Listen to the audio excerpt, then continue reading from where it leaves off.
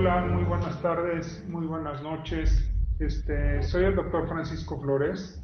Vamos a dar unos minutitos más para que se conecten algunos más de nuestros invitados.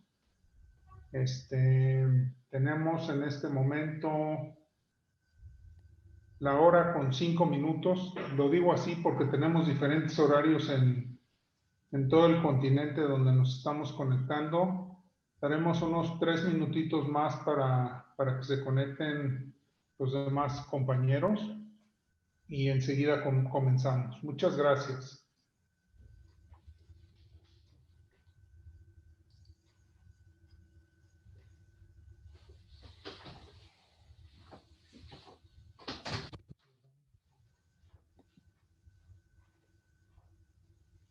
En este momento ya tenemos 118 participantes.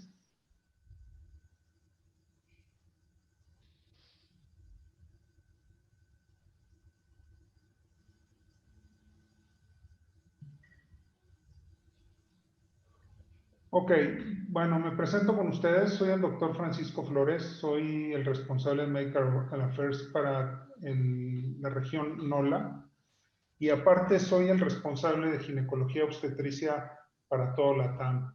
Soy gineco-obstetra de formación y es un placer tenerlos en este seminario web, donde les voy a dar algunos avisos parroquiales antes de comenzar, como es el siguiente. Si desean realizar una pregunta en vivo, pueden usar la opción de levantar la manita y se les permitirá abrir el micrófono. Les recuerdo que esta sesión está siendo grabada y será distribuida a los participantes. Si no desea que su voz sea grabada, les pediremos que usen la opción de Q&A para enviar sus preguntas o comentarios. Les recuerdo que en esta sesión el chat no está funcionando. Seguimos, por favor.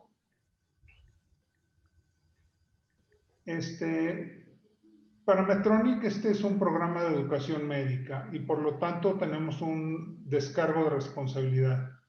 Este seminario web se presenta con fines educativos. Sin embargo, este material educativo no se constituye en ningún momento como una certificación o licencia profesional que le permita tomar decisiones médicas con respecto al uso de los dispositivos médicos mencionados o no en este seminario web, ya que la decisión de usarlos es responsabilidad exclusiva del médico tratante.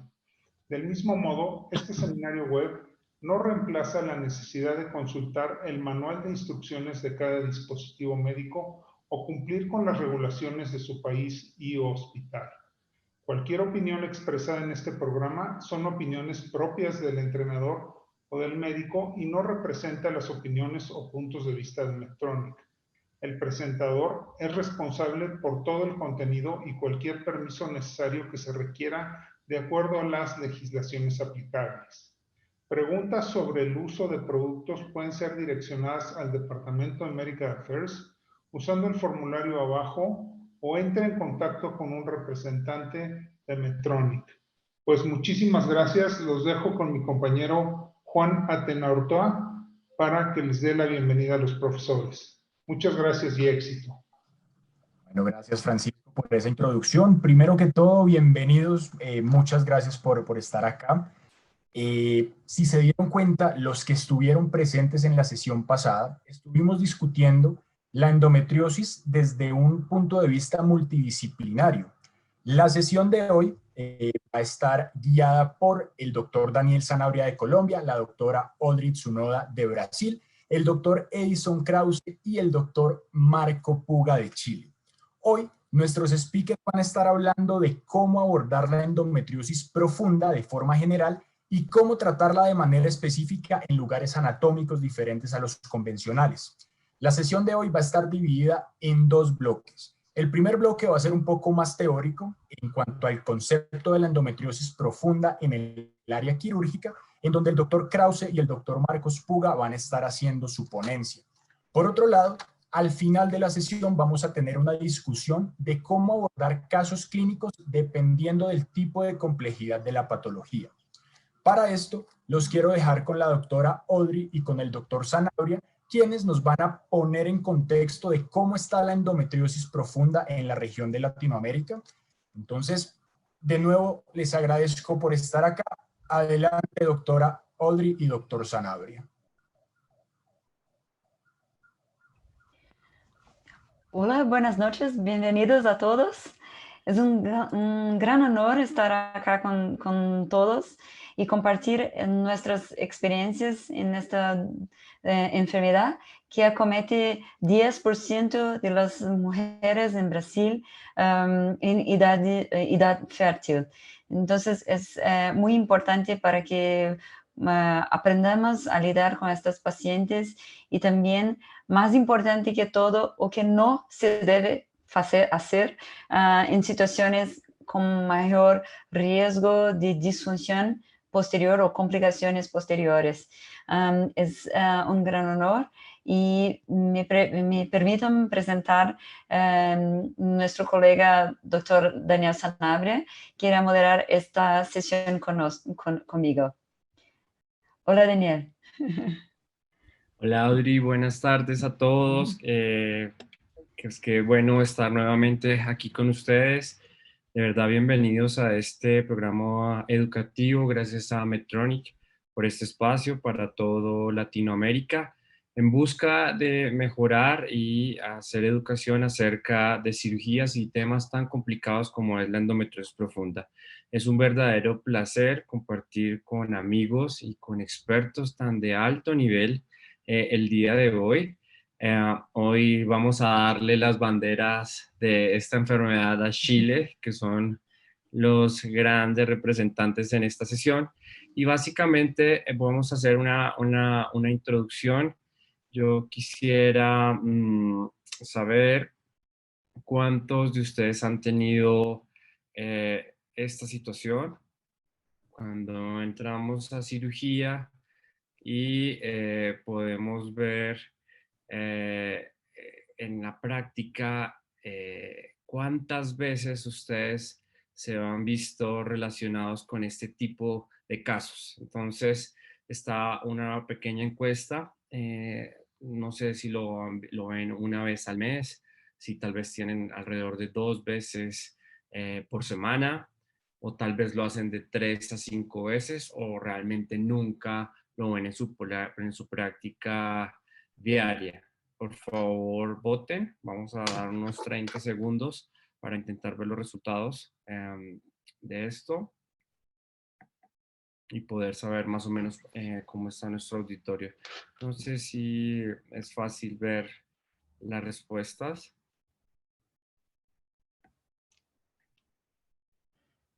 Ok. Lo que vemos es que aproximadamente al 54% de nuestro auditorio lo hace una vez al mes. Pues hacia el 27, casi 30% lo hace 2 veces por semana. El 3% lo llega a hacer 3 a 5 veces por semana y nunca el 16%. Está perfecto porque ya más o menos podemos ubicar. Y podemos, ¿qué te parece, Audrey? Es mucho o que esperábamos. Entonces es una audiencia, todos los participantes tienen un interés importante porque están acostumbrados a lidiar con estas situaciones y probablemente tenemos oportunidad de contribuir un poco con esto. Muy parecido con lo que imaginábamos. Ok, perfecto, sí, tienes toda la razón. ¿Podemos poner nuestra segunda pregunta, por favor? Cuando tienen la sospecha de un caso parecido a esto, ya sean en la clínica, le examinaron, primera vez que va a su oficina, a su consultorio, el planteamiento quirúrgico de esta paciente con endometriosis, usted tiene a su disposición lo que tiene en su centro, lo que usted es capaz de hacer. Puede hacer una ecografía transvaginal convencional o puede hacer una resonancia magnética de pelvis, ya sea con contraste o no. Puede hacer una ecografía o un mapeo ecográfico de endometriosis profunda o estudia a esta paciente con una tomografía computarizada. ¿Cuál es el método que tiene a su disposición? No el que quisiera, sino el que tiene a su disposición. Si quieren votarlo ahora y podemos, me dejan ver las respuestas, por favor. Ah, bueno. Ok, interesante. Sí. Fíjate, ecografía transvaginal convencional, 15%, una 26. resonancia, ¿ves? Sí, 26, 52%. porque creo que son dos, la primera y la segunda Sí, son la primera. iguales. Sí. Ah, sí. Sumaría el 26% más o menos. Sí. La resonancia magnética de pelvis, fíjate Sí. que es que muchas veces se discute que por los costos, pero fíjate que la mitad del auditorio decide utilizar una resonancia magnética de pelvis, un mapeo ecográfico o una ecografía especializada en endometriosis hasta un 15% solamente y un TAC hasta el 8%. Ok, no sé si tienes algún comentario, Audrey, antes de empezar.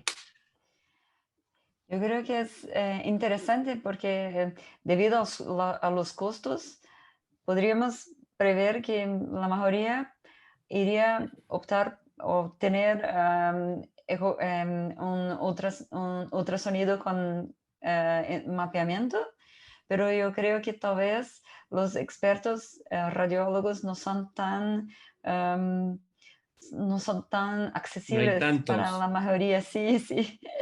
Claro, claro. Ujú. Ok, bueno, qué buen dato.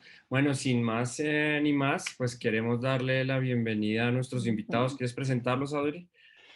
Sí, es un grande placer y un gran honor introducirlos a presentar a Dr. Edison Krause. Es un gran amigo y experto. Hace, creo que más de 10 años que somos conocidos y admiro mucho el trabajo de Edison para educación, para asistencia y para desarrollo de nuevas ideas. Entonces, es muy bienvenido. Vienen de clínica alemana de Temuco, de Chile, para presentar un poco de su experiencia. Bienvenido, Edison. Muchas gracias.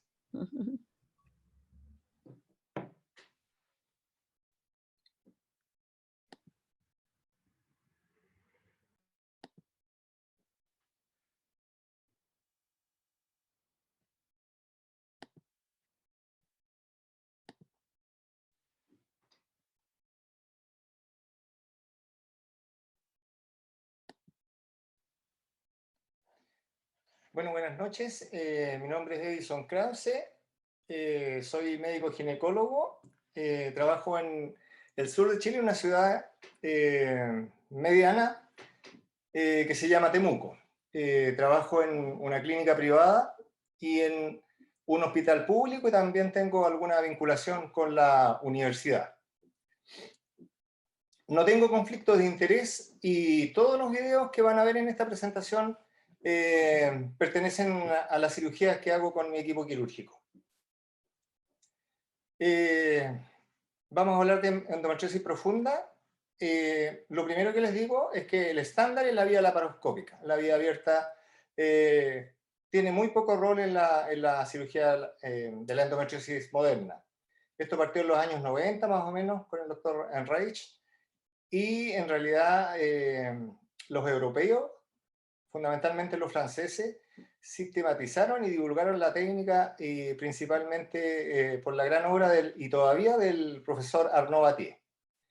Y ha evolucionado eso, sigue evolucionando y hoy día estamos en otros campos, por ejemplo, como la neuropelviología del doctor Marc Posover.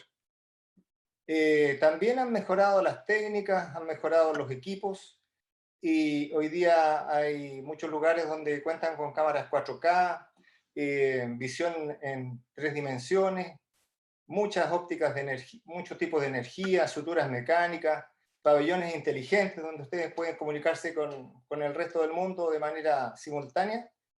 La cirugía robótica también ha hecho su aporte y en el aspecto de imágenes de ver órganos, ver perfusión, por ejemplo, con la indocianina. Entonces, hoy día los avances han sido impresionantes. Ahora, en la cirugía de la endometriosis profunda, ustedes saben que hay una técnica general y particular que vamos a ver en estas 2 sesiones, pero también ustedes tienen que tener presente el setting donde ustedes viven, con qué es lo que cuentan y qué capacitación tienen ustedes. tienen que ver el cuadro clínico de las pacientes, que obtienen ustedes del examen físico, que es muy valioso. Las imágenes, tienen ustedes que saber las limitaciones que tienen las imágenes. Ustedes aplican terapia hormonal perioperatoria, no la aplican. Hacen preparación intestinal algunas a todas las pacientes que van a operar. Ustedes requieren otros especialistas en el pabellón quirúrgico, un urólogo, un coloproctólogo. Ustedes deben conocer muy bien las expectativas de la paciente. Y el consentimiento en la endometriosis profunda no debe ser un consentimiento informado, debe ser un consentimiento muy, muy informado. Ahora podemos hacer la primera pregunta.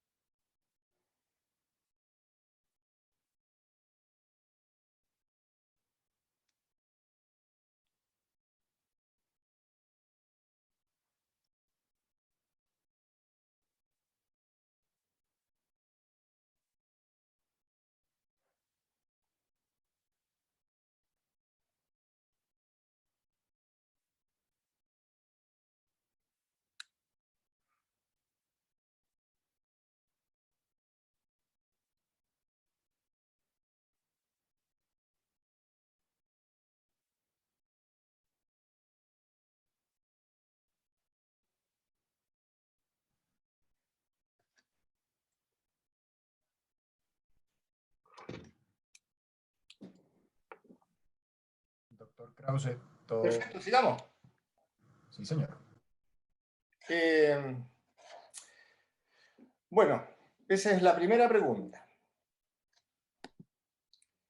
Ahora, ¿cuáles son los principios generales en la cirugía de la endometriosis profunda? El mayor principio de la cirugía de la endometriosis profunda es que es una cirugía a la medida de la paciente, así tal cual. Y como dice el profesor Baties, es una cirugía siempre radical, pero siempre económica con la función del órgano que estamos operando. ¿Por qué? Porque operamos pacientes jóvenes, pacientes con deseo de fertilidad, porque son cirugías no complejas, sino que muy complejas, y las complicaciones son frecuentes. Si ustedes revisan las series, incluso las series actuales, las complicaciones van del 4 al 12% en las que se refieren en la literatura. Y con la complejidad, son cirugías frecuentemente más complejas que las cirugías que se hacen en oncología. Y ustedes lo saben muy bien porque son todos ginecólogos oncólogos los panelistas que me acompañan. Podemos lanzar la segunda pregunta.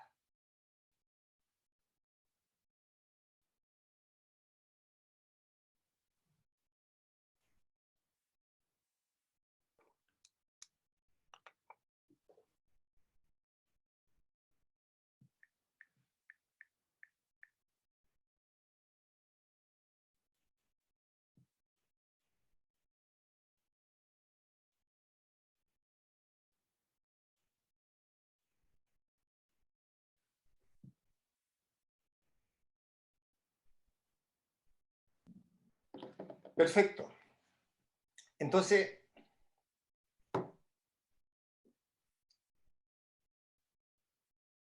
Ok. Estás viendo las respuestas, ¿verdad? Eso. sí, la estoy viendo. Está perfecto. Ok. Después podemos discutirlo. ¿Cuáles son los principios generales de los que yo voy a hablar? Y al final vamos a hablar un poquito más de las cosas más específicas. En general, la decisión y la ablación son cosas ya superadas hace muchos años, y en la cirugía de endometriosis profunda lo que el cirujano debe hacer es una cirugía de escisión de la endometriosis. Tal como les decía, escindiendo lo más posible de la enfermedad, pero afectando en la menor manera posible la función de los órganos. el médico tiene que pensar en que su radicalidad o no de la cirugía va a depender probablemente de la recidiva y probablemente también las complicaciones. Uno de los principios generales también es que ustedes deben tener dentro de lo posible, una cuidadosa higiene quirúrgica, porque uno de los fundamentos de la cirugía laparoscópica en general es la visión laparoscópica, y uno de los peores enemigos es el sangrado intraoperatorio.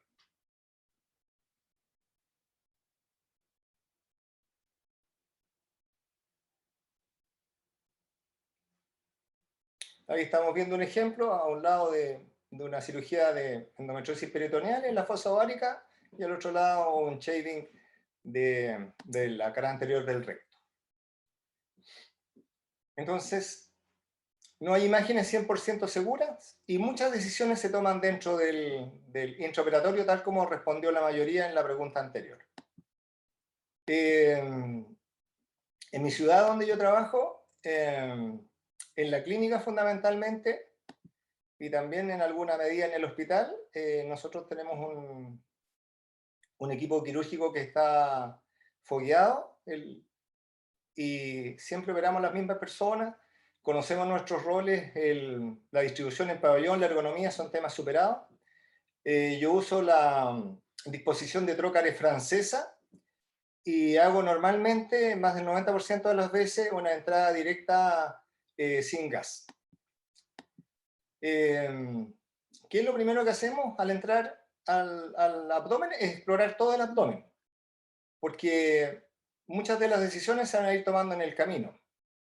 Y yo creo que todos están de acuerdo que, por ejemplo, encontrar lesión en el abdomen alto y en el diafragma no es muchas veces lo que uno espera en las pacientes. Y muchas veces tampoco uno tiene la información preoperatoria de las imágenes. Esto que ven abajo, una pelvis sellada con un nódulo del sigmoide, es probablemente lo que todos esperamos en este tipo de cirugía y es lo más frecuente de la gente que operamos endometriosis profunda. Ahora, ¿qué es lo segundo que debemos hacer? Es restaurar la anatomía. Pero ¿restaurar la anatomía de qué manera? Restaurar la anatomía de manera de mantenerse siempre intraperitoneal. O sea, el primer approach que tenemos cuando entramos a un abdomen enfermo con endometriosis es la restauración de la anatomía, tratando en esta etapa de no entrar al retroperitoneo. ¿Por qué? Porque si ustedes logran armar el puzzle de órganos intraperitoneales, los siguientes pasos de la cirugía podrán ser mucho más sistematizados. En cambio, hay cuadros clínicos muy severos en donde uno tiene que hacer concomitantemente la entrada intraabdominal y también retroperitoneal, entonces ahí las cosas se ponen un poco más difíciles y uno se puede perder en la anatomía, cometer errores y provocar lesiones que no quiere. Y bueno, les reitero que el cuidadoso y necesario higiene en nuestra cirugía para mantener una buena visión quirúrgica durante todo el acto operatorio. ¿Cuál es el segundo paso? Ver la pelvis, porque si tenemos una pelvis congelada, por supuesto no vemos la pelvis. Entonces, nuestro siguiente paso muy necesario, por ejemplo, cuando tiene un kissing ovárico, como en ese ejemplo, es liberar la pelvis. Y eso habíamos hecho primero la desciolisis, ahora estamos retirando los ovarios, y los ovarios los vamos a sacar de la pelvis hacia los lados con algún elemento de suspensión o con sutura, depende de lo que ustedes prefieran. Ahora, ¿cuál es la ventaja de eso? Bueno, la principal ventaja es la visión de la pelvis, y otra gran ventaja es que le liberan, el cirujano o el ayudante se liberan una mano, porque si tienen todo el rato el ovario obstruyendo la visión o cayendo sobre la fosa ovárica, van a perder una valiosa ayuda quirúrgica que es una vía. Entonces, como muchas veces a nivel de la fosa ovárica hay compromiso del uréter extrínseco, se hace absolutamente necesario en esta etapa de la cirugía pexear los ovarios y dejarlos a los lados de la pelvis para que puedan continuar su cirugía.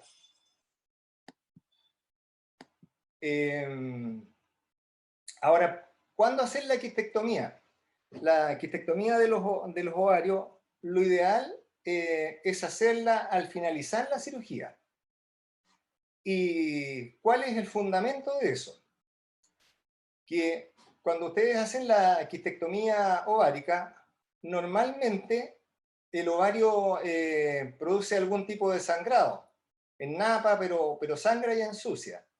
Y lo otro, como que cada vez más cuando hacemos quistectomía usamos lo mínimo de energía, lo más probable es que el ovario no se va a seguir ensuciándoles el retroperitoneo. ¿Y qué necesitamos en el retroperitoneo? Les repito, buena visión y tener la posibilidad de seguir las burbujas del neumoperitoneo. Y si el peritoneo se contamina con sangre o con agua, no van a poder obtener esta ventaja que estamos viendo ahí, que es el follow the bubble, que es absolutamente necesario.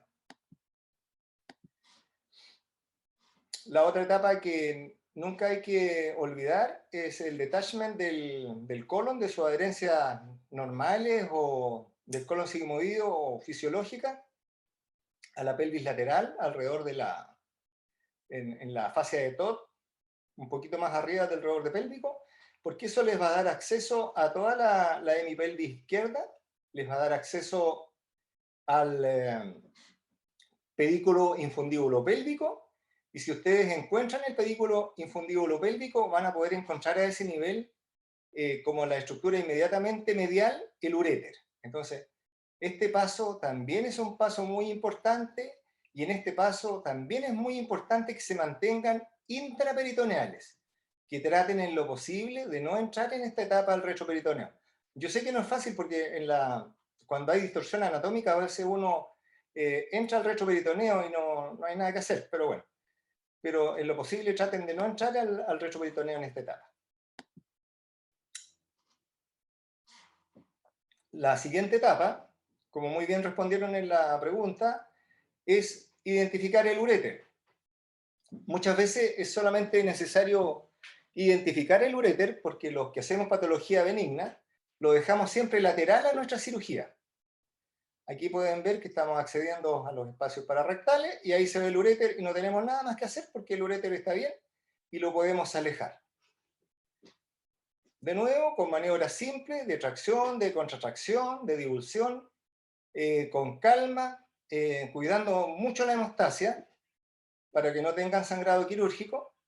Y una vez que han hecho sus espacios laterales, han retirado los uréteres, han probablemente identificado la zona donde debieran estar los nervios hipogástricos, ustedes pueden proceder, como en este caso, en este ejemplo, a hacer una cirugía de un nódulo retrocervical con un compromiso leve de la cara anterior del recto, con una técnica que están viendo ahí que se llama una técnica reversa. ¿Cuál es la gracia de haber seguido los pasos que yo recién les mencioné? La ventaja de eso es la seguridad para la paciente, porque ustedes saben que las estructuras nobles que deben proteger están en una situación lateral a esta cirugía de compromiso del posterior por endometriosis, de compartimento posterior. Entonces, con esos simples pasos, ustedes pueden ver, mantener la hemostasia, desarrollar los espacios vasculares, pueden lograr una cirugía eficiente, limpia, y lo otro que nunca tienen que olvidar, que la cirugía es un procedimiento dinámico. Y el segundo ayudante, el ayudante que está abajo entre las piernas de la paciente, también debe ser una persona muy calificada, porque como están viendo hoy en ese ejemplo, en el fondo de saco de la vagina, todavía se está quedando un nódulo de endometriosis profunda que por supuesto no habíamos podido ver por la visión laparoscópica. Así es que la moraleja es que las personas que operan endometriosis profunda, el cirujano y sus dos ayudantes, deben ser personas altamente competentes. En estos casos no se pueden delegar funciones en personas que no tienen la expertise ni la formación.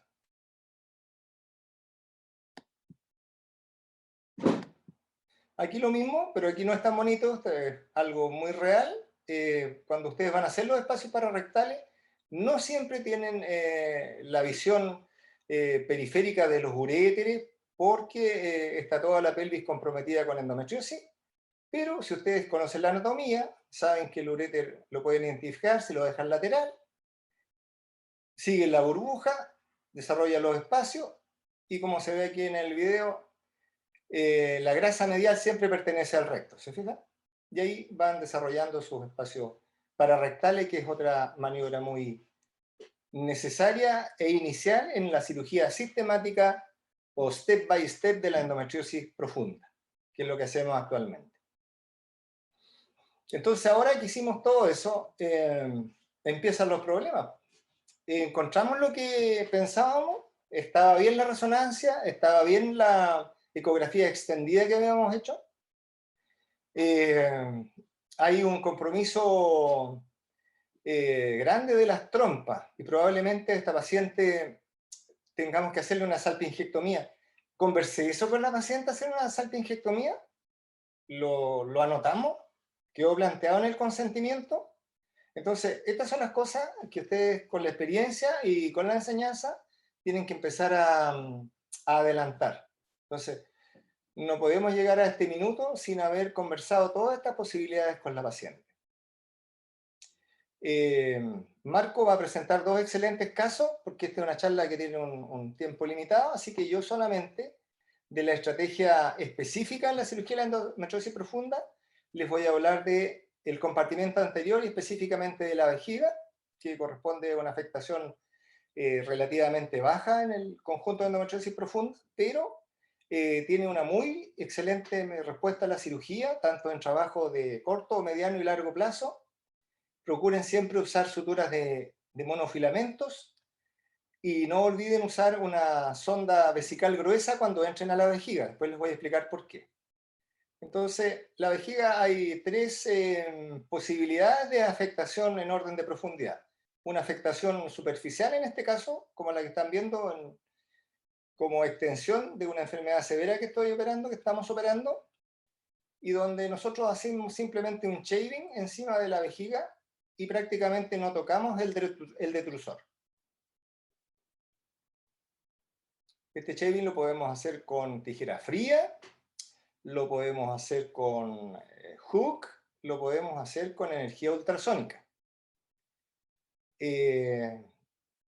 Yo personalmente, aunque esté haciendo un shaving y parezca aparentemente muy superficial, siempre hacemos test de seguridad en los órganos, no solamente en el recto, sino que también en la vejiga usamos azul de metileno y revisamos realmente que lo que estábamos haciendo corresponde a lo que probablemente nosotros estábamos viendo.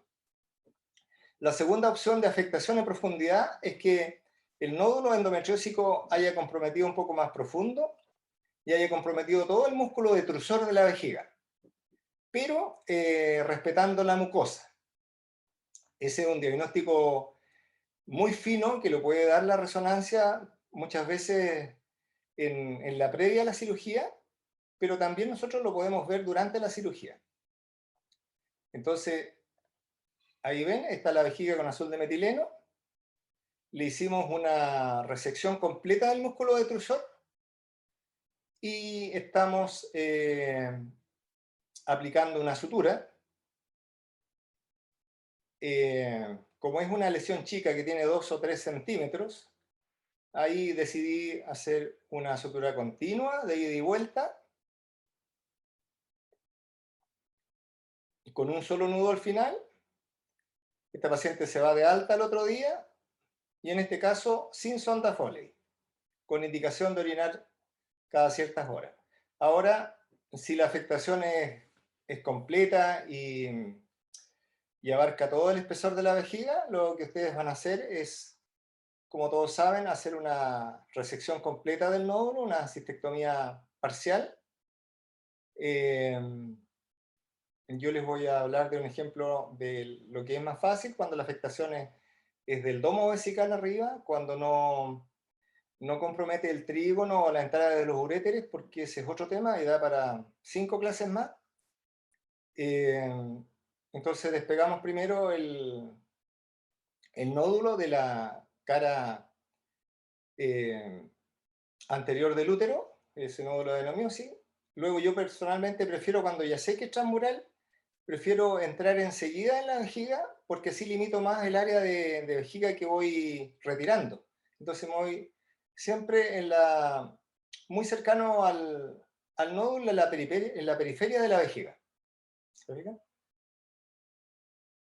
Y como lo digo de nuevo, esto lo pueden hacer con bipolar y tijera, con hook, con energía ultrasónica.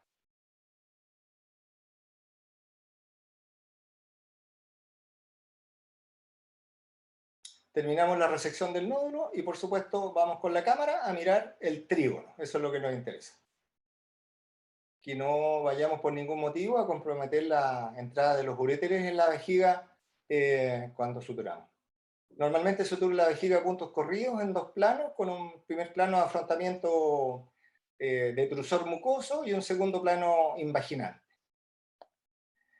El detalle acá, y que les quiero decir, el tips, es que nunca se olviden de dejar una sonda gruesa, porque estas pacientes muchas veces quedan puntos sangrantes, se forman coágulos y pueden tener el primer día del postoperatorio un globo vesical, y eso es muy malo para ustedes y para la paciente.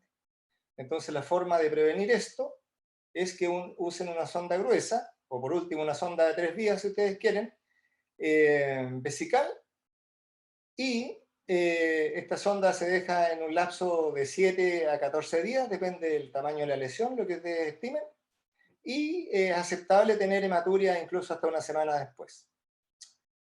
Este es mi pabellón quirúrgico en la clínica alemana de Temuco. Este es mi equipo normal de cirugía hasta ahora. El equipo se va a ampliar el próximo año. Está mi hermano, mi colega, la doctora Espinosa, la arsenalera, y el señor anestesista. Así que muchas gracias por la atención, espero no haberlos aburrido.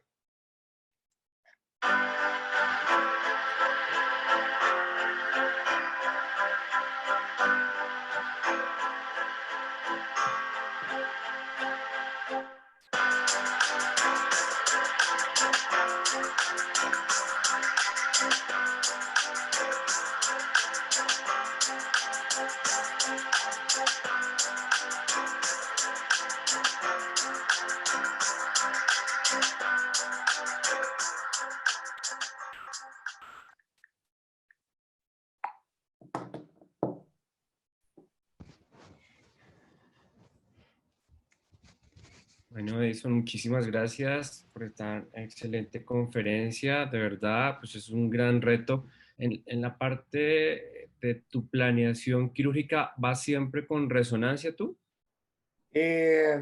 Localmente siempre con resonancia, porque tenemos eco extendida, pero hay un solo médico que hace eco extendida en mi ciudad. Es una constante para todos, ¿no? Y como vemos en lo de la encuesta también como muchas cosas similares a lo que tú haces. Creo que vamos a darle la bienvenida a Marco. No sé si quieres presentarlo, Audrey. Marco es otro gran amigo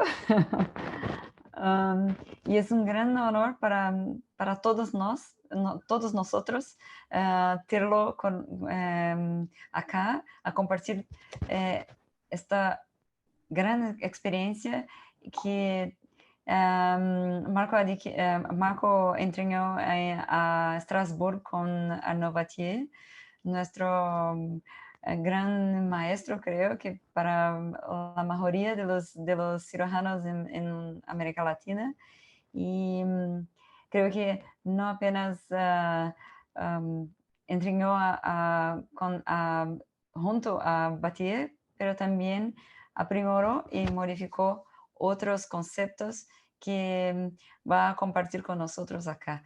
Marco está a Chile también, a Santiago, en el Instituto Nacional de Cáncer, pero también en la clínica privada.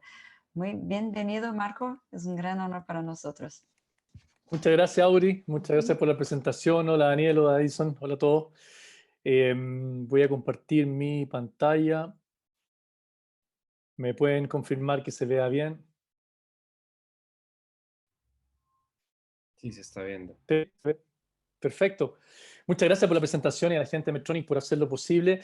Yo quiero ir directamente al punto. Yo creo que muchos de los conceptos que planteó Edison son súper complementarios y se van a ver incluso repetidos con esto. Y yo creo que va a ser interesante. Tengo 3 casos clínicos que encuentro que son muy interesantes que quiero discutir. Uno es bueno, uno es malo y uno es feo. Así que por eso puse esta foto. Vamos entonces directo al grano. No tengo ningún conflicto de interés especial para esta presentación. He sido speaker de Medtronic y Ethicon un par de veces. Y quiero empezar con el caso malo. Miren, esta es una paciente de 27 años, nuligesta. No tiene hijos, pero quiere en algún momento tener hijos a futuro. Y miren el patrón de dolor. Esto siempre es importante tenerlo registrado. La paciente tiene dismenorrea severa, 8 de 10. Tiene dispareunia que es posicional, pero hasta 10 de 10. Tiene disquesia intensa, 8 de 10. Tiene asociado a su periodo menstrual diarrea y interesantemente también reumalgia catamenial. Al examen ginecológico yo no le encontré mucha cosa. Tiene dolor en el ligamento uterosacro izquierdo y en el torus uterino, que replica su dispareunia, eso sí, y se palpa como una placa irregular, pero yo no le palpé un gran nódulo. En ese contexto siempre es bueno tener imágenes. Y yo le pedí una resonancia. Esto fue un caso hace harto tiempo, hace como 4 años, 5 años. Y la resonancia, desafortunadamente, ya no la pudo hacer con nosotros, la hizo en un centro que es muy prestigioso en Chile, pero que no se dedica a endometriosis, y me informaron un endometrioma izquierdo y adenomiosis, nada más. Desafortunadamente, ley de Murphy, esta resonancia viene en un formato que no pudimos leer en la clínica.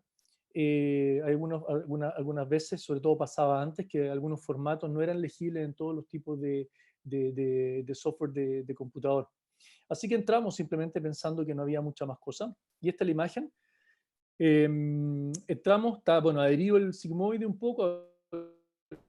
La herencia fisiológica del sigmoide. Empieza a salir chocolate ahí. Ustedes pueden ver cómo el sigmoide está adherido un poco acá al anexo, que está un poco pelotonado, la trompa con el ovario. Vamos a hacer una desolisis superficial para poder ver efectivamente qué tanta enfermedad hay. Soltamos, miren siempre 2 manos trabajando una al lado de otra para que les dé más precisión. Nos encontramos con que el sigmoide está bien quinqueado acá, bien pegado a este ligamento uterosacro, el ovario está pelotonado, bien densamente adherido. Tracción contra tracción, fuerza divergente. Tenemos que abrir igual el espacio pararectal. Uréter, como dijo Edison, hacia lateral, recto hacia medial. La grasa pertenece al recto, entonces la empujamos hacia adentro. Miren el movimiento, tracción contra tracción y cortamos en el medio. Vamos avanzando progresivamente, tracción contra tracción, lateralizando el uréter, sacándolo de la adherencia, y después soltamos el sigmoide, recto sigmoide del uterosacro, pero se ve ya umbilicado acá el recto sigmoide. El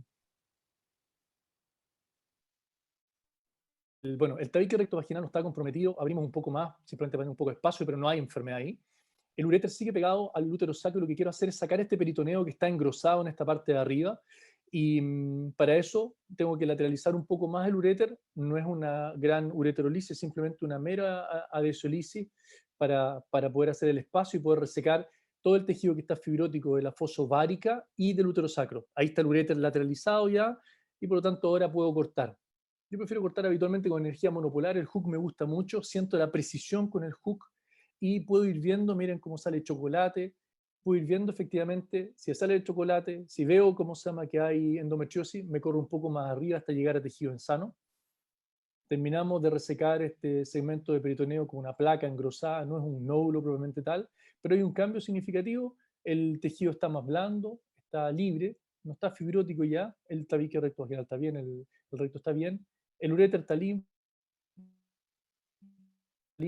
y el área donde estaba la pequeña adherencia está liberada. El problema es esto: tiene un nódulo recto sigmoide o sigmoide, está umbilicado el sigmoide. Esto es un hallazgo que tenemos intraoperatorio. Como decía Edison, la paciente no estaba consentida para una resección intestinal. No puedo llegar a hacerle una resección intestinal a una paciente, o al menos ese es mi particular pensamiento. Metemos una valva rectal que no pasa para arriba, estamos llegando como al límite de sigmoide, está como a 15 centímetros. Se palpa una lesión de 2,2 centímetros y medio. Y ese es el problema. Miren el anexo. El anexo está pelotonado. Tampoco la tenemos consentida para una salpingectomía. No pensábamos eso. soltamos las adherencias, por lo tanto, intentamos hacer nuestro mejor trabajo que podamos para hacer una desolisis. Una paciente joven que quiere preservar su fertilidad a futuro, queda bastante adecuada, a mi entender. Hacemos una prueba azul de metileno. Miren, pongan atención a cómo se ve el anexo izquierdo con la trompa, o sea, la trompa con el ovario izquierdo, para que lo comparen después. Prueba azul de metileno positivo a los dos lados. La paciente tenía omalgia. Si lo preguntan dirigidamente, muchas veces lo van a encontrar. Tiene implante en el diafragma, es mejor quemárselo. Miren lo que pasó. Esta paciente se le pasó la dispareunia. Le pusimos, no, ella no quiso análogo, le pusimos un Mirena y quedó con un pequeño spotting. No tenía gran dismenorrea, pero su disquesa se mantuvo y se hizo no catamenial, se hizo constante. Le repetimos la resonancia como correspondía para poder evaluar y había una lesión franca en el recto sigmoide de 3,5 centímetros. Y quiero que presten atención a esto, es lo que pasa cuando uno deja enfermedad. Dejé enfermedad en el recto sigmoide y está pegado el recto sigmoide a toda el área cruenta. Voy a hacer una desolisis y miren cómo queda el ovario después de la desolisis. Le sacamos la trompa. ¿Ya? Perdimos la trompa, el ovario queda más atrófico, el tejido lo tuvimos que volver a disecar, no es el mismo tejido virgen. Cada vez que ustedes entran en un área fibrótica es más complejo. Entramos a hacer la resección del intestinal, siempre en el plano transmesorrectal, lo más posible al intestino, con ultrasonido bastante bueno porque, como se llama, no hay problemas con la impedancia, con la grasa, muy pegado, siendo lo más económico posible. No es necesario sacarle el meso a la paciente, no es necesario ir hacia el plano al espacio retrorectal o al presacro. Es una disección, como claramente explicó Edison, económica. Simplemente estoy haciendo un espacio acá para poder tener donde poner el stapler circular, y esta es una resección segmentaria que hicimos. El sigmoide baja con facilidad. Miren el defecto, o sea, la lesión era muy grande. Evidentemente no se iba a pasar con lo que habíamos hecho. Ingresamos con el stapler circular por el lado derecho, es una carga de 60, verificamos que no haya ninguna cosa que esté tomada, que no esté el uréter metido. Nos queda un pequeño, todavía una pequeña continuidad del intestino, así que ponemos una nueva carga, cortamos y bueno, entramos con nuestro stapler circular, puede ser 28, 9, 31, que ustedes, dependiendo que ustedes encuentren necesario, en este caso un 29.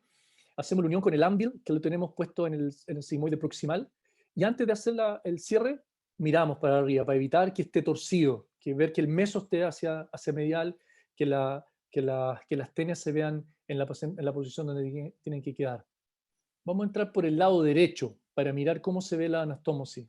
Miren recto acá, verifiquen que no esté el meso tomado en la anastomosis, y ahí, bueno, después que se ve bien, ahí está la visión lateral por el trocar accesorio derecho, ahí disparamos el stapler, abrimos nuestro stapler, retiramos, y siempre, ¿qué es lo que hay que hacer cuando tocamos el intestino? O resecamos el intestino, o hacemos un shaving, prueba neumática. Es como cuando uno ve si la rueda de la bicicleta está pinchada. Agua, gas adentro y comprimimos. Y vemos que está hermético, y ese es el final de la disección. Yo creo que este caso, como les digo, un caso tiene sus 5 años.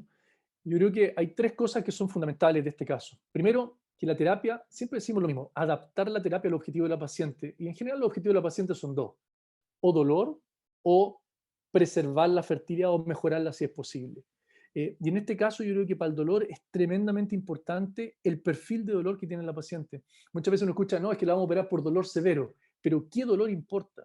Porque parte de las decisiones las van a tomar en la cirugía, y parte de la decisión de la radicalidad de la cirugía la van a tomar en base a la cantidad de enfermedad que tenga la paciente, particularmente en el recto. Cuando ustedes entran y hacen la desolisis y queda todavía un área fibrótica en el recto, pero la paciente no se queja de disquesia importante, no tiene distensión, no tiene rectorragia, chutas, hace un poco más cuesta arriba hacer una resección. Y por el contrario, cuando está la misma área fibrótica, pero la paciente, su principal el problema es la disquesia, sí uno carga la balanza, o al menos en mi opinión, para el lado de ser más radical.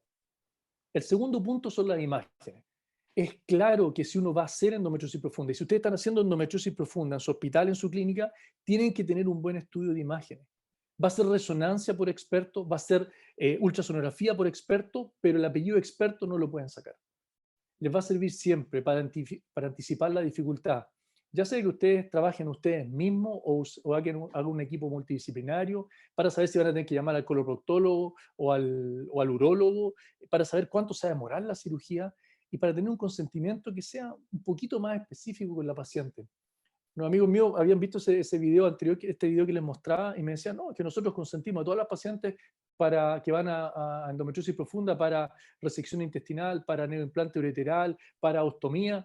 Chuta, están consentidas hasta para la autopsia las pacientes, ¿no? Entonces, evidentemente, probablemente, si bien es cierto, nos tenemos que proteger médico-legalmente, también tenemos que ser justos con la paciente e intentar adaptar un poco la información que le estamos dando.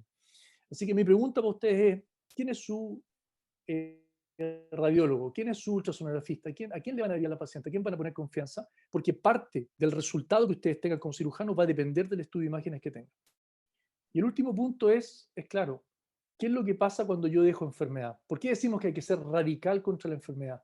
Porque cuando nosotros dejamos enfermedad, como ustedes vieron, estamos poniéndole benzina al fuego. Dejamos un nódulo endometriósico inflamatorio, cruento, en contacto con una superficie cruenta. ¿Y qué iba a pasar? Era lógico, se iba a pegar, ¿ya?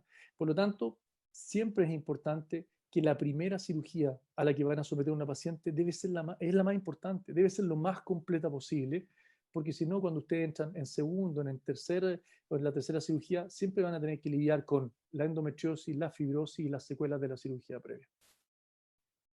El segundo caso es el feo. Miren, esta es una paciente que tiene 29 años, también es nuligesta, tiene una dismenorrea severa, esta no tiene dispareunia, tiene disquesia importante, tiene diarrea, tiene distensión abdominal y el examen ginecológico es completamente distinto. Hay un útero que está fijo a los anexos, donde hay quistes ováricos, se palpa como un bloque, y hay un nódulo en el torus uterino de 3 centímetros. No logró ver implantes vaginales claros y ella le hicimos una ecografía transvaginal por experto. Este experto en ese momento no estaba en nuestra unidad, ahora sí está en nuestra unidad, por eso no tengo las imágenes para mostrarle porque estaba en otra clínica, pero ahora está trabajando con nosotros. Él describe que había una lesión de casi 3 centímetros a 7 centímetros del margen anal que invade en profundidad hasta la submucosa con un compromiso radial de 40%. Esa lesión hace cuerpo con un segundo nodulito que mide 3 centímetros que está en retrocervix, tiene 2 endometriomas a cada lado y un sliding sign negativo alto y bajo, o sea, está pegoteado. Quiero que pongan atención en el video a la estrategia, principalmente a los pasos que iba nombrando Edison. Entramos. Lo primero que hacemos, miramos, yo siempre miro el apéndice, miro el ciego, es uno de los sitios que se pasa. El uréter acá cruzando, el Douglas que está aquí con el recto pegado al útero, los ovarios pegados al ligamento uterosacro. El sigmoide lo describían que estaba quinqueado, plegado sobre sí mismo y así está.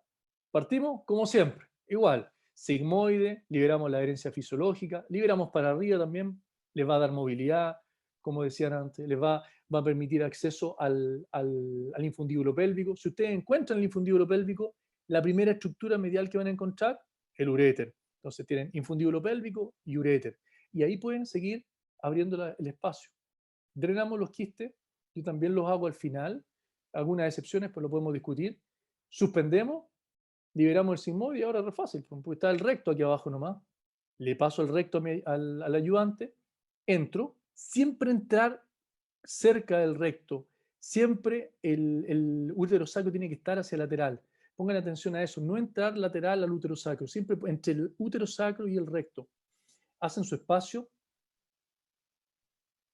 Fuerza divergente, hay que hacer un poco de fuerza, tracción y contratracción, y tengo grasa. Esta grasa pertenece al recto, por lo tanto la empujo hacia medial. Me meto e intento empujar hacia medial e ir avanzando de a poco para tener control lateral. Ahí alcanzo a ver la pared del recto y sigo avanzando hasta lo que más puedo. En algún momento ya no voy a poder avanzar como acá, y ahí me cambio de lado, voy al lado derecho y abro el espacio pararrectal derecho.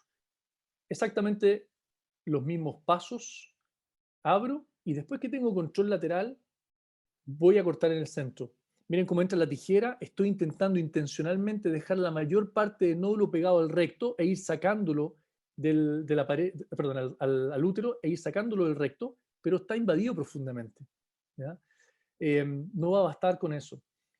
Sigo con control lateral y sigo liberando en el centro hasta que llego al tabique rectovaginal insano. Más control lateral, hacia lateral y cortamos en el medio, ya sea con ultrasonido, con tijera, da lo mismo. Lo importante que ustedes vayan haciendo. Ya estamos en tabique recto vaginal sano, soltamos la última parte, no es necesario ir más allá, y tienen la liberación completa. Y nos queda el defecto acá. Este defecto lo evaluamos y decidimos hacer una resección discoide. Atención a la resección discoide. No poner el stapler inmediato. Preparen los márgenes. Porque si no van a poner el stapler en contacto con toda esta grasa, en todo este tejido que no está sano, y aumenta la posibilidad que sangre. Entonces, siempre yo preparo un poco los márgenes para mirar bien la pared del recto. No es necesario esqueletonizarlo tanto ni desvascularizarlo. Conservamos los pedículos vasculares como acá. Se ve el margen inferior, el margen lateral está perfecto, y el margen lateral derecho. Acá está el recto, estamos listos para ingresar. Acá está el defecto, está fibrótico, está umbilicado, se toca más duro. Entonces lo que vamos a hacer es hacer una resección discoide. Para eso vamos a poner un punto abajo y arriba, y vamos a introducir nuestro stapler circular, y lo vamos a cerrar al mismo tiempo que empujamos este punto, intentando que quede atrapado la pared anterior del recto entre la mandíbula del stapler circular. Ponemos un punto ahí, monofilamento, una aguja de tipo MH, 31 milímetros, pasamos puntos en los bordes, que nos va a ayudar a aproximar, sobre todo cuando tienen más enfermedad, les va a ayudar a aproximar la enfermedad. Yo lo pongo habitualmente con un punto cuadrado, abajo y arriba, y después no lo cierro, introduzco el stapler circular. Miren cuando hago la prueba cómo se va a cerrar, cómo va a quedar todo eso atrapado.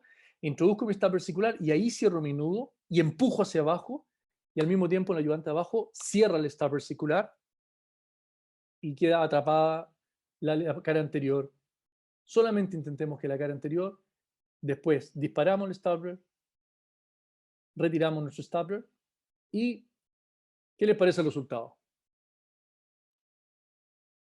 Me pueden contestar, pienso en la casa. Se ve bien, ¿no? Ya. Da lo mismo si se ve bien o mal, siempre prueba neumática. Miren la prueba neumática. Esta es una prueba neumática positiva. Por eso les muestro este caso. Si les quedó alguna duda, miren. Filtra. ¿Ya? Pongan un punto en este caso, un punto entrando en pared. Estamos entrando con la misma sutura, pongo un punto, y después voy a usar eso como tractor hacia el lado y pongo un punto más lateral, entrando en pared, no en grasa, sino que estoy claro que en pared es un punto en forma de X. Le coloqué dos puntos en total en forma de X, y después vuelvo a hacer, e hice el test con gas y con azul de metileno para certificar que no haya nada. Tengo mi test, ahí le pongo gas y más gas para estar seguro, y ahí me quedo más tranquilo. Tengo enfermedad en los úteros sacros todavía, entonces, ¿qué es lo que hago? Tengo este uréter metido acá en los úteros sacros, entonces tengo que hacer una ureterolisis, pero no es necesario ir arriba, basta con ir aquí abajo. Hay que hacer solamente lo necesario, no es necesario esqueletonizar el uréter. Acá lo soltamos de su plano, está suelto el útero sacro. ¿Qué tengo medial al útero sacro, entre el útero sacro y el uréter? Los nervios hipogástricos, la inervación simpática de la pelvis. Entonces, ¿qué es lo que encuentro acá? Mi útero sacro, mi hipogástrico y mi uréter. ¿Y qué le corto yo? Mi útero sacro, preservándole los nervios. ¿Ya? Y voy a avanzarlo un poco. Lo cortamos ya sea con hook, con energía monopolar, da lo mismo. En block, como ustedes lo vieron, hasta que lo reseco completamente y hasta que estoy en tejido sano. El retrocervix está completamente liberado, los dos úteros sacros también. Lo hicimos en los dos lados se preservaron los uréteres, y al final hago la quistectomía, descuelgo los ovarios, hago la quistectomía, y en este caso lo que hice fue dejar un drenaje. Yo nunca dejo drenaje en general, pero en este caso, ya que tuvimos la prueba neumática positiva, preferí dejar un drenaje. Yo creo que el punto clave que me cambió a mí la filosofía de cómo manejar endometriosis que aprendí con Matías es esto, estrategia, tener una serie de pasos. Yo siempre hago lo mismo, siempre sigo los mismos pasos, siempre hago el test de seguridad, siempre reevalúo las lesiones, y tengo pasos generales, igual como explicó Edison, y pasos específicos para el intestino. Así que tengan una estrategia, esa es su definición. Usen esta, usen la que ustedes quieran, definan su propia estrategia, pero lo importante es que tengan siempre una estrategia y sigan una secuencia de orden. Y la segunda cosa que yo creo que cambió mi manera de operar y mejoró mi técnica quirúrgica es saber más anatomía. Es aprender más anatomía e invertir tiempo en revisar los videos ¿cómo se llama?, aprender anatomía de distintas maneras, en estudio, en cadáver, en lo que sea, pero yo les digo que una de las recomendaciones para progresar si ustedes sienten que su carrera está un poco estancada es aprender más anatomía. Les quiero mostrar el último caso, que es el bueno. Esta es una paciente que tiene 34 años, que en Urigesta tiene un perfil de dolor muy parecido, pero con rectorragia. Esta paciente tiene un nódulo que se invade acá en el parametro izquierdo. Miren cómo se proyecta en el parametro. Tiene asociado eso una hidronefrosis que está acá, que está aquí, una hidronefrosis importante. El uréter está completamente dilatado acá, de 15 milímetros al menos. Ahí está el uréter, que está bajando. Tiene un endometrioma y tiene un nódulo recto sigmoide, o sea, un nódulo sigmoideo además. Entonces, ¿qué harían ustedes con esta hidronefrosis importante? Piensen, ¿con cómo entrarían en este caso? Yo les voy a mostrar lo que hicimos. Aquí está el nódulo. Lo iba a poner después, esta ball, pero déjenme ponerle pausa. Ya, pero se los pregunto al tiro, no importa. Resección y anastomosis. Usted, en base a esa resonancia, tiene hidronefrosis, tiene hidrouréter, ¿ya? Está expandido en el parametrio. ¿Le harían una resección y anastomosis terminal? ¿O le harían una resección y un neutroureteral? ¿O le haría una desolisis? Esta pregunta está hecha porque yo partí con la desolisis. Hagámosla después. ¿La podemos sacar? Y la hacemos después porque les quiero avanzar un poco en el caso. Le estoy adelantando lo que les voy a preguntar, pero está bien. Es bueno eso pedagógicamente. Miren, abrimos acá retroperitoneo. ¿Qué es lo que tenemos aquí? Infundíbulo pélvico y la primera estructura, el uréter. La misma cuestión de siempre. El uréter dilatado. Está francamente dilatado acá. Lo estamos liberando del útero sacro. Tenemos útero sacro y uréter, el recto que está pegado todavía y el infundíbulo pélvico. Solté el recto para que sea más fácil y soltamos completamente la lesión de la parte rectal y nos queda el uréter pegado acá al ligamento uterosacro, exactamente lo mismo que hicimos antes. Seguimos avanzando y nos encontramos con una estructura que al principio siempre es paralela. La arteria uterina al principio siempre es paralela y después se va a cruzar por encima del uréter. Seguimos esqueletonizando este uréter, hacemos la ureterlisis. Miren cómo está el uréter acá, completamente quinqueado y estenosado. Siempre el concepto clave es preservar la adventicia, porque la irrigación del uréter depende de la adventicia. Lo identificamos distalmente y proximalmente y acá tenemos la arteria uterina, que en algún momento hay que sacrificarla, la sacrificamos medial y lateralmente. Aquí la estamos cortando lateralmente para liberarlo. Y en posterior también sacrifiqué, porque hay que sacar el parametro, la vena uterina profunda que está abajo.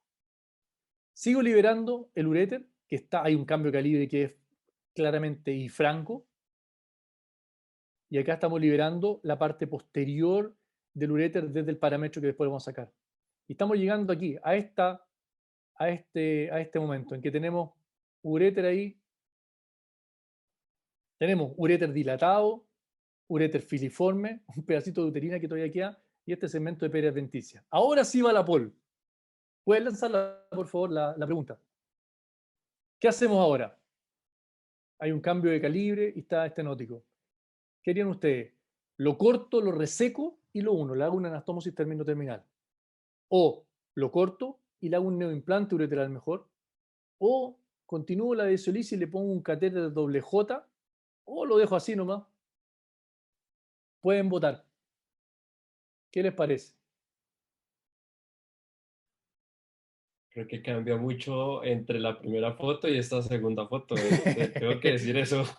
Se ve más malo, ¿no? Miren, continuar, el 37% dice continuar la desolisis y ponerle un doble J.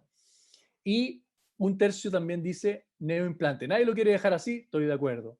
Y resección de anastomosis puede ser una alternativa. O sea, hay 22 más 34, hay un 50 y algo por ciento, 56% que es más quirúrgico y otro 37% que dice que es controversial. Bueno, veamos lo que hicimos.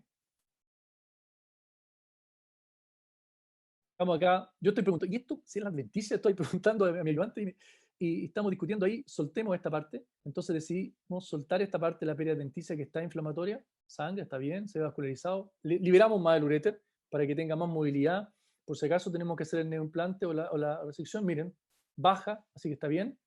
Pero decidimos hacer una cistoscopía e intentar implantar el pigtail. Mientras tanto están conectando abajo, está el urólogo intentando conectar abajo, resequé el nódulo porque tenía infiltración en vagina. Como filtra, le pusimos un punto para que no filtre el CO2, y después de eso vamos a mirar el uréter. No se ve tan mal. Antes decidimos, como todavía se están demorando, sacarle el parámetro. Le estoy haciendo la parametrectomía, ya cortamos la vena uterina profunda, ya lo llevamos por abajo. Miren cómo hacemos RetroCAD ¿cómo se llama? Con energía armónica. Aquí está el punto donde habíamos sacado la vagina, y hasta acá cortamos el parámetro lateral. Terminamos la parametrectomía, nada muy sofisticado, ya como que se está viendo mejor, ¿no?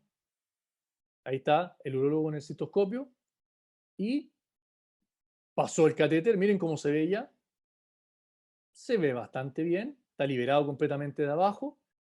Como tenía el nódulo sigmoide, decidimos hacer la resección sigmoide y todavía darle más tiempo a su uréter, y liberamos, hicimos toda la desolisis, tenemos hecha la resección, bueno, estamos haciendo la resección intestinal, vemos que por atrás estemos en margen sano, que no tomemos el uréter.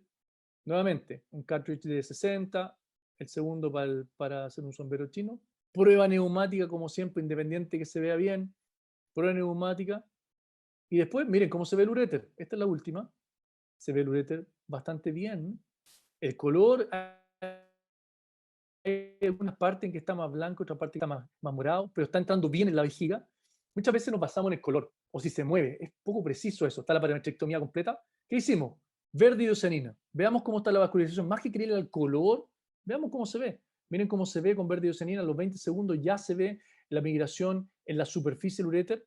Miren cómo se ve en el modo angio, que se ve perfecto. Cómo está el uréter realmente bien vascularizado. Hay un área que se ve acá un poco más isquémica, pero realmente al torcerlo no hay un área isquémica franca. Y bueno, le hicimos una resección intestinal que es bien económica. Podemos mirar también cómo está el muñón distal y el muñón proximal, pero estaban bien. Terminamos de resecar la vagina, dejé el uréter así, le saqué los quistes de los ovarios. Esta es el urotac de control que está hecho al año de la cirugía, que está normal. El lado izquierdo, porque está rotado, no se alcanza a ver el lado derecho. El uréter izquierdo, que está completamente normal, y la paciente está bien. En general, en cirugía, ahora último uno ve como en todos lados, en el mundo, en Sudamérica, en todos lados, cada vez hemos progresado más y vemos cómo podemos hacer todo, y lo podemos hacer laparoscópico, podemos arreglar el uréter, no implantar el uréter, cambiar el uréter, hacer la resección intestinal, podemos hacerlo todo. Y esto siempre me recuerda a esta frase que a mí me gusta mucho, que es de un cirujano, que dice, sorry que está en inglés, dice, podemos estar muy seguros y no poder ver, que no vamos a poder ver el arte de la cirugía mejor y más perfecto que ahora. Claramente estamos al final del capítulo. Y este Berkeley, que pensaba eso el año 1930, porque uno siempre como cirujano cree que está como en el límite, como que está llegando al máximo. Y yo creo que el desafío que tenemos ahora, en este momento en que podemos hacer todo y hemos demostrado que se puede hacer de una manera segura, es ver cuáles podemos evitar, cuáles resecciones podemos evitar, cuántas veces podemos evitarle la resección intestinal, o cuántas veces podemos evitarle el neoimplante uretral, porque no es gratis para la paciente, ¿ya? Las pacientes tienen riesgo de complicación, como fue explicado claramente, y ese es el concepto que siempre ponemos y que siempre repite el profe Matías, es que tenemos que balancear la radicalidad acorde con la función y ser criteriosos para eso. Así que, en resumen, adaptarse a la paciente, creerle a los síntomas de la paciente, anticipar dificultad en base a un estudio de imagen, ser radical contra la enfermedad para no dejar la enfermedad, porque si no queda la embarrada, como les mostré yo. Tener una estrategia, elijan ustedes su estrategia y úsenla siempre. Saber más anatomía siempre les va a servir, y ser balanceado. Radicalidad, pero acorde con la función, porque los límites son los objetivos de la paciente. Les agradezco mucho por su atención. Les dejo mi email por si alguien tiene alguna pregunta. Marco, muchas gracias. Excelente presentación.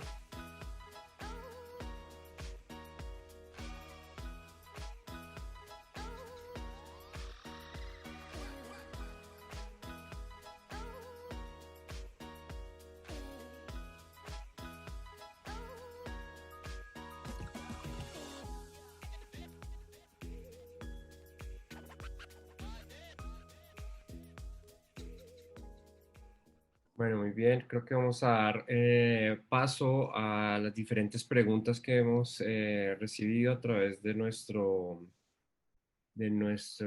question and answer. Quiero preguntarles, bueno, creo que algo lo respondiste ya acerca del uso de la prueba neumática y del verde indocianina, pero previamente no lo habían preguntado. La pregunta va hacia todos.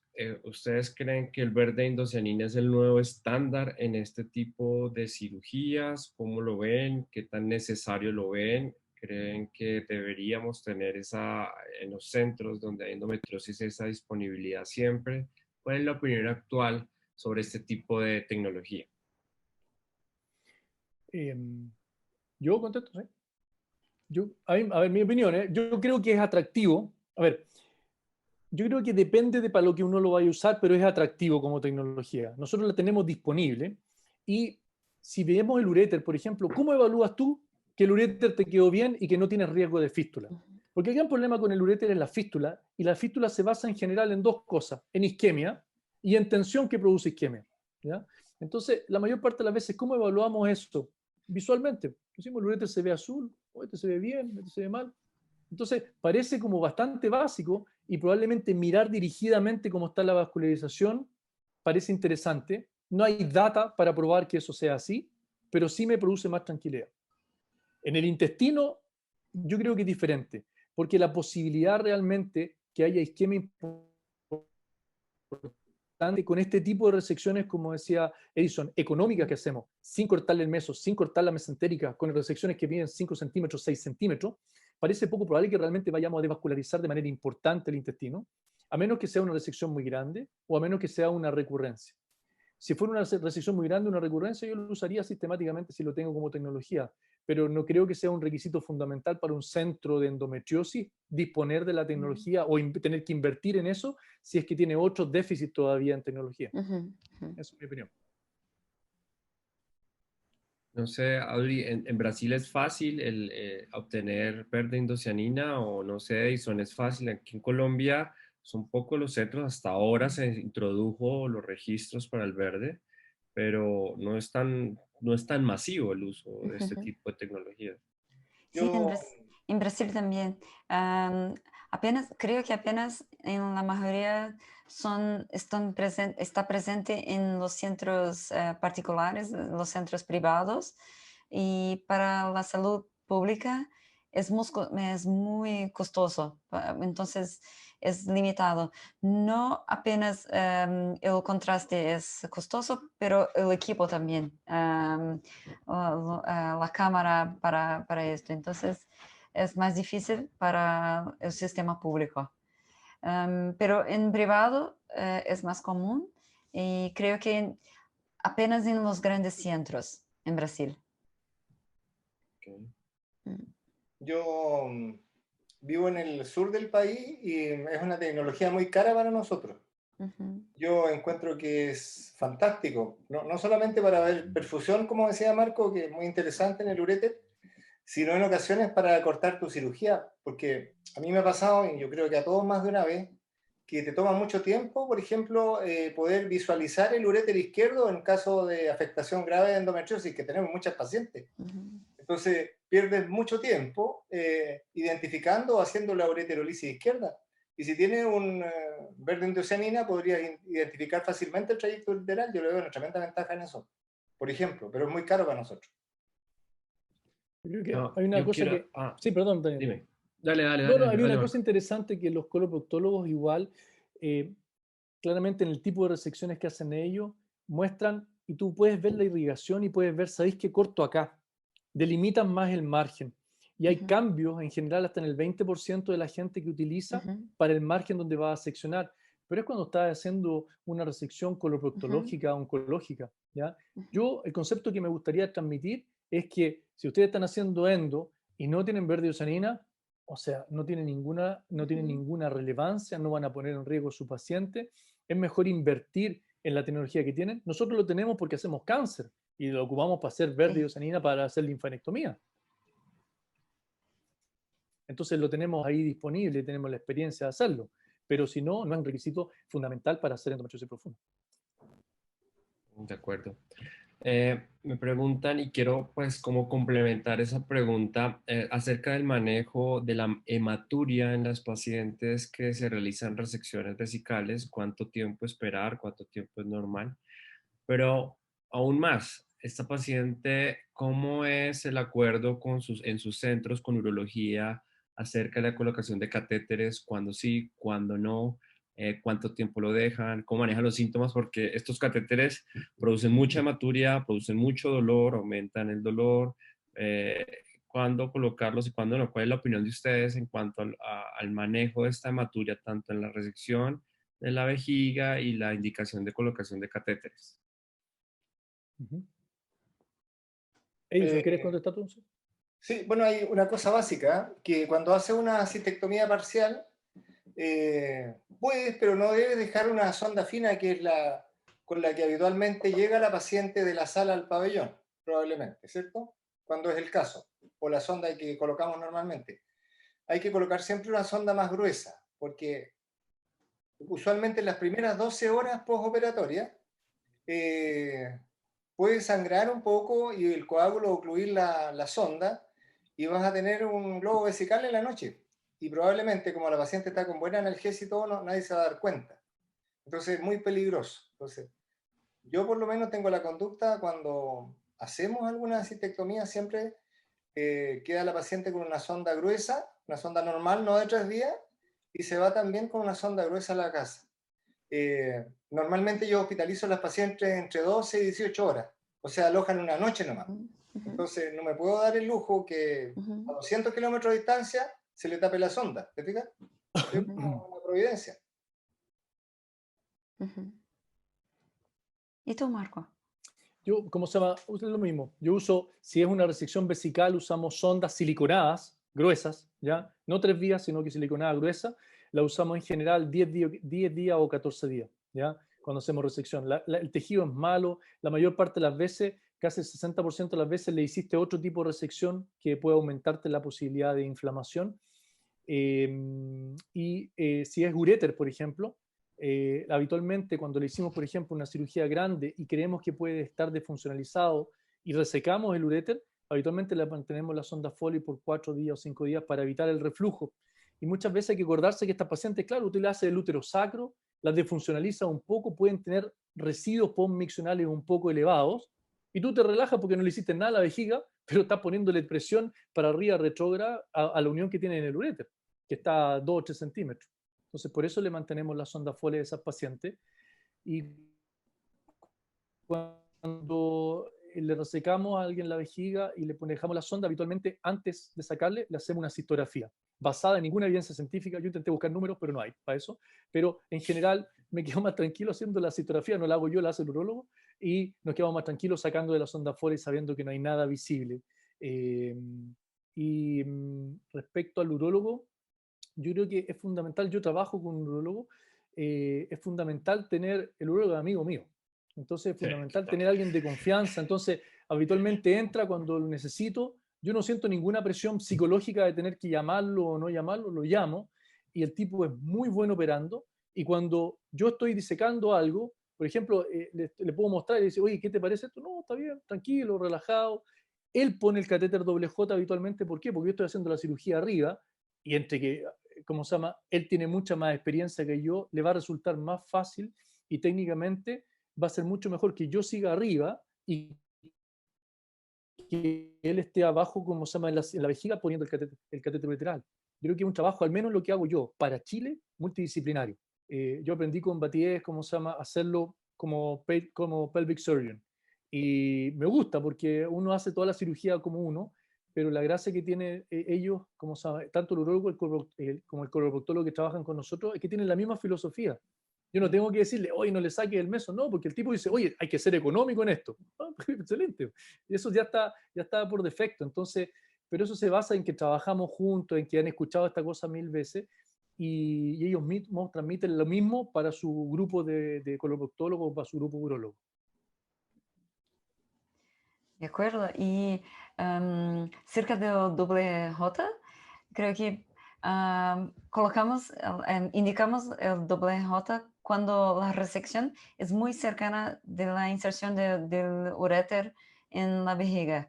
Entonces, mismo que puedes visualizar el flujo de orina, es más difícil de prever si durante la sutura no vas suturar, pasar un punto en el orificio. Entonces es interesante de colocar el doble J para proteger la inserción del uréter en la vejiga. Creo que es interesante de quitarlos en esta situación que es más protectiva y no después de una resección ureteral. En 1 o 2 semanas no hay necesidad de más tiempo porque era algo más protectivo, pero en la dependencia de la resección de uréter, entonces depende del caso, yo creo. Si la resección es más tensa, más difícil, tal vez un poco más de tiempo, más 2 semanas o 3 semanas, pero si la resección fue muy pequeña o algo más protectivo del uréter, como el caso de Marco, 2 semanas está ok. Ok. Quiero hacerles una pregunta a todo el panel. ¿Alguno tiene experiencia con la realización de procedimientos de endometriosis profunda con láser? No sé si alguien lo prueba de No, yo rutina o alguien experiencia. no tengo ninguna experiencia con eso. Ninguna. Yeah. No sé, Edison, si tienes algo. No.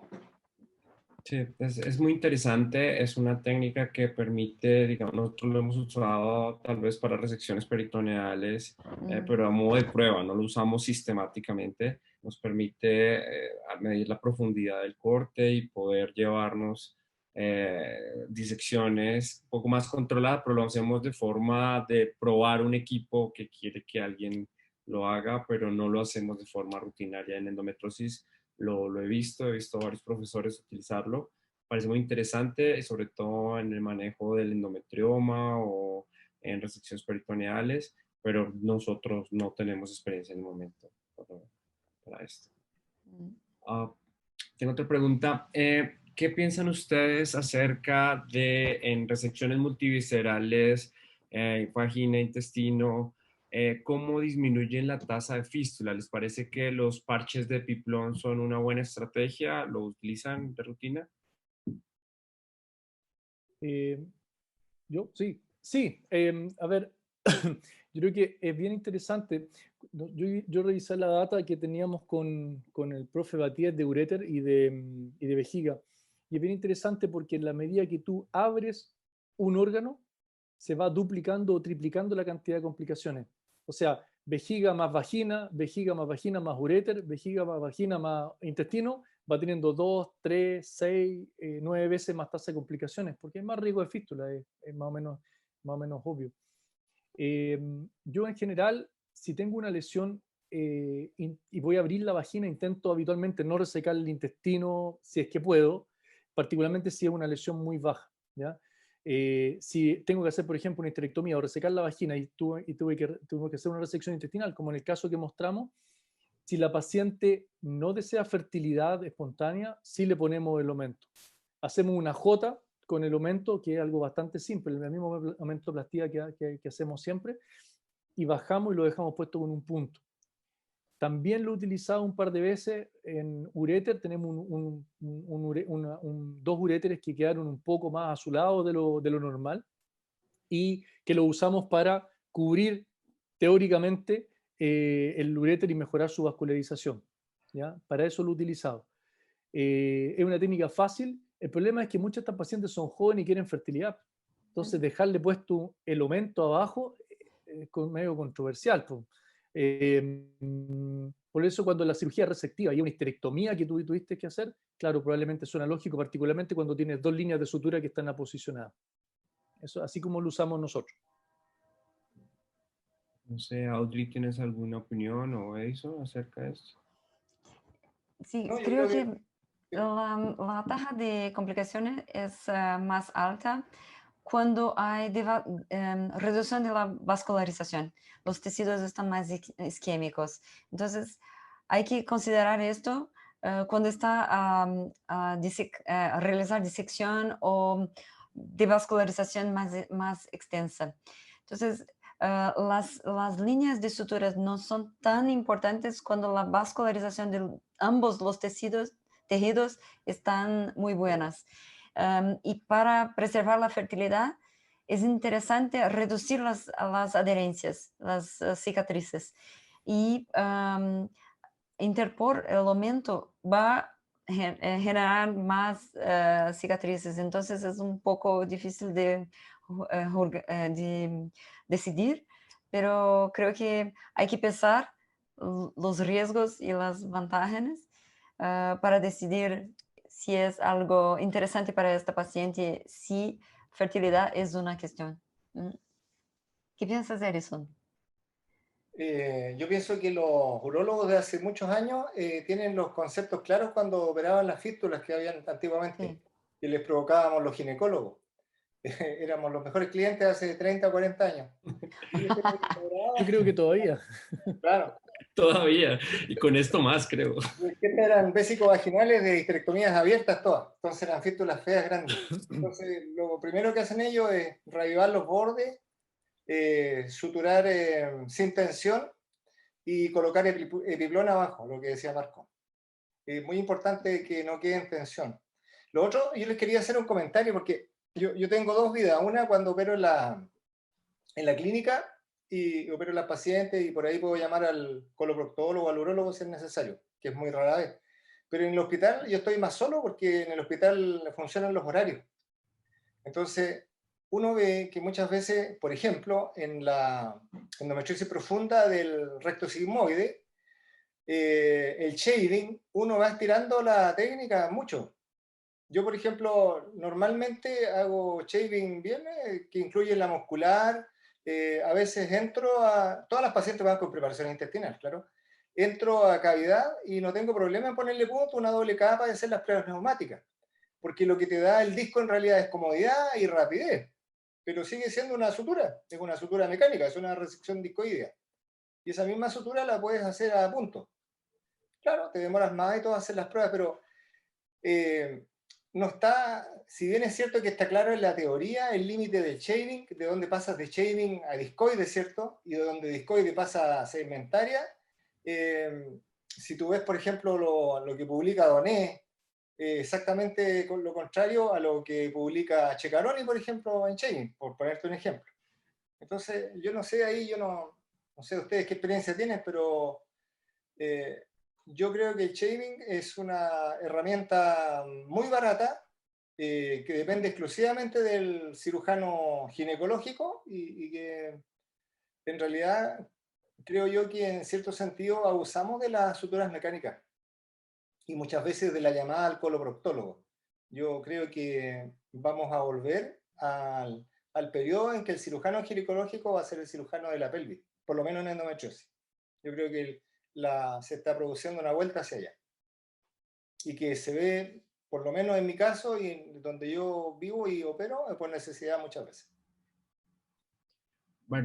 Para ir cerrando, voy a coger la parte de intestino que lo quería dejar para lo último. Mientras tanto, creo que vamos a ir corriendo una encuesta de satisfacción para ir cerrando el evento porque estamos ya un poco pasados.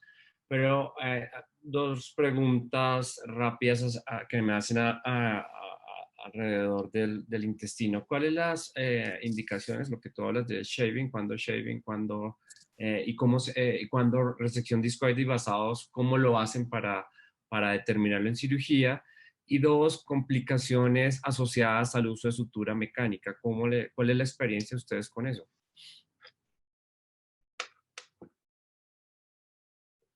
Te doy mi opinión. O sea, yo intento siempre intento partir lo más conservadoramente posible, aunque eso sea a riesgo de tener que hacer un shaving y después una resección.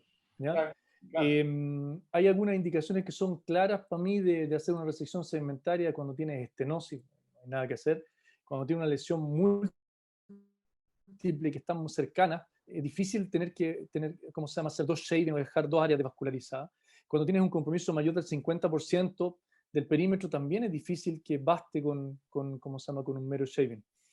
Yo creo que en esta cosa hay que entender que muchas veces hay un bias tremendo del que tenemos los cirujanos.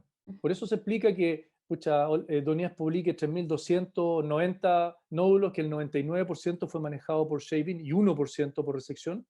Y otros cirujanos muestran que el 95% de la endometriosis es manejada con resección intestinal. Y las conclusiones son interesantes, porque dicen, el manejo quirúrgico es súper fácil, tiene baja tasa de complicaciones y logra alivio sintomático.